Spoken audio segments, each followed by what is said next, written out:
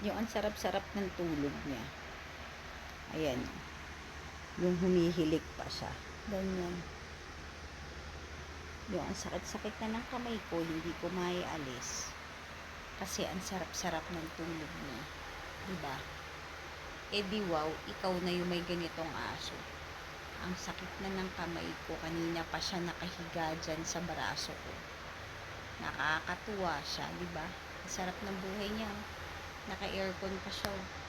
Guys, naka-aircon pa siya. Naka-aircon na siya.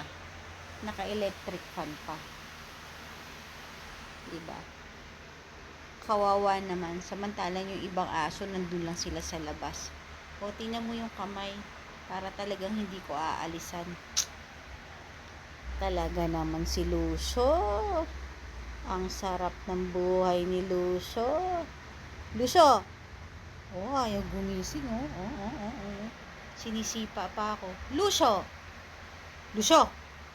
Hoy, Lucio, gising na. Aba, manahimik daw ako. Oh, tingnan nyo, pinokontrol pa talaga yung bunganga ko pagsasalita. Lucio! Aba, Lucio! Lucio! Gising na, Lucio!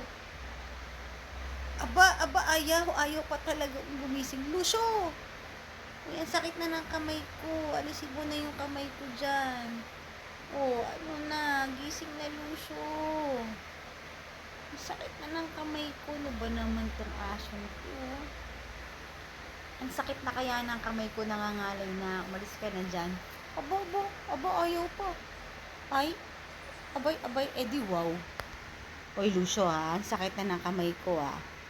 Oy, aba, ayaw talaga, aba. Uy, Lucio, sakit na ng kamay ko, nangangalay na. Ay, ayaw niya. Ay, nako. Mamaya, tatanggalin ko na yung kamay ko. Hindi na nakakatuwa. Aray ko, nagagalit. Aba, talaga naman to si Lucio na. Napakalambing ni Butcho. Bye-bye na. Bye! Ay, maarte lang pala. Bye! Bye, Lucio! Bye, Lucio!